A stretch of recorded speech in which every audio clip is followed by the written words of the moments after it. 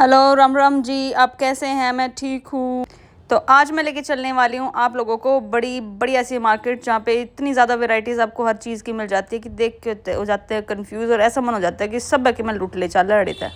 ये मार्केट है फैंसी चीज़ों का भंडार। एक नहीं दो नहीं, लाखों और करोड़ों आइटम्स आपको यहाँ पे मिल जाएंगे, क्योंकि ना जाने कितनी ही दुकानें हैं और सारे आइटम्स इतने प्यारे प्यारे होंगे ना, मन करेगा सब कुछ लूट ले जाऊं और रोज एक एक करके पहनूं। तो आज चल दी थी ये सवारी तैयार होकर चांदनी चौक के बाजार की तरफ, क्योंकि जब हो गया पूरा और अब जाना का टाइम आ गया है ससुराल वापस। तो उससे पहले देखो जी, लड़की का शॉपिंग करना तो बनता ही है। और मौसम ने भी बड़ा अच्छा साथ दे रखा था, आज ठंडा था मौसम, और हमारे घर के वॉकिंग डिस्टेंस पे ही मिल जाती है हमें लोकल ट्रेन। जाकर ना ले ली थी टिकट और कर लिया था हमने थोड़ी देर वेट।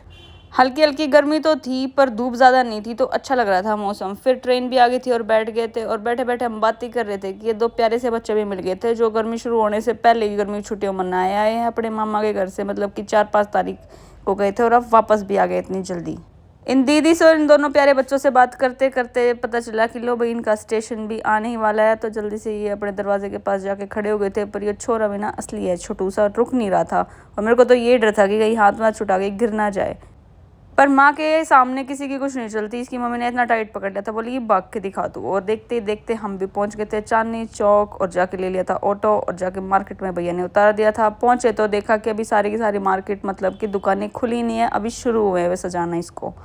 टाइम हो गया था 11 सवा 11 बजे का। मैं कहा मम्मी चलो 15-20 मिनट और टाइम पास करते हैं, जब तक सारी दुकानें भी खुल जाएंगी। तो जाकर हमने बनवा ली थी एकदम बढ़िया सी कड़ाकेदार चाय, और सामने बैठ गए थे इस दुकान के और देख रहे थे इसमें रखे हुए कपड़े। तो साथ के साथ कपड़े देखे और आगे देखा तो देखो और दुकानें भी अभी खुली नहीं है, मतलब शुरू हुई है अभी बाजार। तो ना ध्यान गया मेरा कि जितनी सुंदर दुकान नीचे है उतना ही पुराना ये बिल्डिंग है, मतलब कि बहुत पुराना, मतलब खंडर ही लग रहा था एक तरीके से। और नीचे देखो कैसी चकाचौंध है। और इस दुकान को देखकर तो मेरे को ये हो रहा था कि पुराने से पुराने इंसान को जैसे हम मेकअप से सजा देते हैं ना, वैसे इस पुरानी से पुरानी दुकान को इन भैया ने इतने बढ़िया से रेनोवेट करवा के लाइटों से सजा रखा है। चाय वाय पी के बैठे ही थे कि इतने में खुलने लगी थी बाजार, और जल्दी जल्दी हम पहुंच गए थे एक एक करके सारे स्टॉल्स पे। एक ना आधी 20,000 दुकानें हैं यहाँ पे इस कृष्णा क्लॉथ मार्केट में। और 20 की 20,000 तो देखो छानबीन कर ही नहीं जाएगी, एक एक पे तो जाया नहीं जाएगा, इसलिए हमने कुछ दुकानें अपनी पकड़ रखी है। तो सीधे हम वहाँ गए और जाके जो जो सूट हमें पसंद आए वो लिए, और नहीं आए तो अपने आगे बढ़ते चले गए।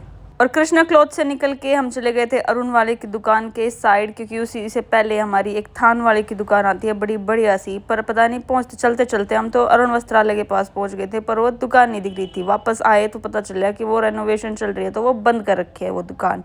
तो उस थान वाले से ना लेके हम ये वाली शॉप पे पहुंच गए थे, और इसमें भी 4 मंजिल में इतने ज़्यादा थान के वैरायटी आएगी ना कि बस देखते देखते आप कंफ्यूज हो जाओगे। एक तो मैंने कृष्णा क्लॉथ मार्केट में इतने कपड़े खरीद लिए थे और देख लिए थे कि अब समझ में नहीं आता कि कौन सा रंग ले लिया है और कौन सा रंग रहता है। फिर भी जो पसंद आया मेरे को, एक पीच कलर का बड़ा प्यारा सा थान का कपड़ा, वो मैंने पैक करवा लिया था। और बाकी बचा हुआ सामान भी हमने अपना उठा लिया था और निकल दिए थे इस दुकान से टाटा बाय बाय करके सबको। चांदनी चौक ना सिर्फ अपने फैशन के लिए और सूटों के लिए फेमस है, बल्कि ये बड़ा ही फेमस है इसके स्ट्रीट फूड के लिए। तो यहाँ पे जो छोटी दुकान हो चाहे बड़ी, बड़ा ही फ्रेश खाना मिलता है आपको यहाँ पे खाने के लिए। तो स्ट्रीट फूड में जल्दी जल्दी से मम्मी ने तो ले लिए थे गोलगप्पे, और मैं ले आई थी बाकी कचौरी। और फिर मेरी नज़र चली गई थी ये अलग से दिखने वाले सैंडविच पे। मैं गई और दोनों को मैंने ये मतलब चीला और सैंडविच को जल्दी जल्दी से पैक करवा लिया था।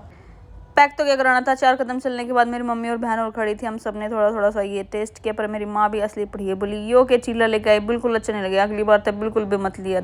हालांकि मेरे को तो बड़ा ही सही लग रहा था, हेल्दी सा था, मतलब बेसन से बना हुआ चीला। और क्या चाहिए, मतलब ज़रूरी थोड़ी है एकदम चाट पकौड़ियाँ खाते रहो, थोड़ा बहुत हेल्दी खाना भी ज़रूरी है।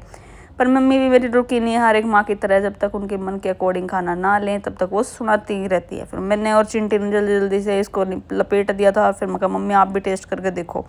बोली ना था मैं खाओ अड़ंगा, हम तो खाएंगे कुल्फ़ी। तो पुनः बहन ले आई थी जल्दी से जाके कुल्फ़ी, और मैं ले थारे भी तो चट्टे पूरे हैंगे। हमने कहा हुआ कचौड़ी खाओ इतनी मिर्ची की और चिल्ले खाओ, और खुद देखो ना इसे ठंडी ठंडी कुल्फ़ी ना खाने लग रही हो। एक ना आधी दो कुल्फ़ी दोनों ने नापी खड़े होकर, और फिर से एक बार चल दिए थे हम शॉपिंग कर लिए। 4-5 घंटे तक लगातार शॉपिंग करके, और जो जो पसंद आया वो लेकर, और पापा के पता नहीं क्या 1,000 रुपया में आग लगा कर हम चल दिए थे अब अपने घर की तरफ। तो घर भी हम जाने वाले थे ट्रेन से, क्योंकि देखो हमारे घर के बिल्कुल पास में ही, मतलब कि बोल सकते हो कि 500 मीटर की दूरी पर ही हमारा स्टेशन है। तो बिना किसी प्रॉब्लम के हम आसानी से आ जा सकते हैं चांदनी चौक। मेरी माँ बोली देख हमने खाए हुए अड़ंगे ही खाऊंगे, देख मैं सीजनल फ्रूट मतलब ले आई थी जामुन, और एक तो यूट्यूब ऐसे चलाना आ गया है ना इन सब मम्मियों को कि एक एक करके सारी चीज़ें सबके चीज़ों के गुण बता देंगे। बोली वैद के अकॉर्डिंग मतलब कि हेल्थ के लिए अच्छे हैं, कम से कम हमें 5 जामुन तो सीजनल खाने ही चाहिए, तो ले खा लो। मगर 5 की कमी तो मम्मी आपने बगी पूरी कर दी। और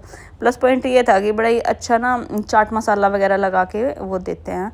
फिर जल्दी से स्टेशन पे हमने कराई चेकिंग और आ गए थे अपने घर। और फिर हम कर ले घर तो आ गए हैं, आ गए थे। पापा भी ऊपर एक एक करके ना ये बैग उठा के लेके गई। मेरी ताई और मेरे पापा बैठे हुए थे, तो जल्दी जल्दी से हमने सूट निकाल करके दिखाए। और आज तो मौसम और ट्रेन सब कुछ साथ दे रहा था। मतलब एक तो मौसम इतना ठंडा था और दूसरा ट्रेन में बिल्कुल भी भीड़ नहीं थी, ना तो जाते हुए ना आते हुए। आते हुए तो मेरी बहन और मम्मी अब पूरी सीट पे लेटती हुई आई। मैं कह लो भाई थारा तो रेस्ट यहीं बैठे बैठे हो गया है। फिर यही हंसी मजाक करते हुए बैठे थे और अपनी सारी बातें मैंने पापा को बताई और एक एक करके ये सारे सूट खोल। तो आज के लिए बस इतना ही, मिलते हैं अगले व्लॉग में। जय श्री श्याम सभी को।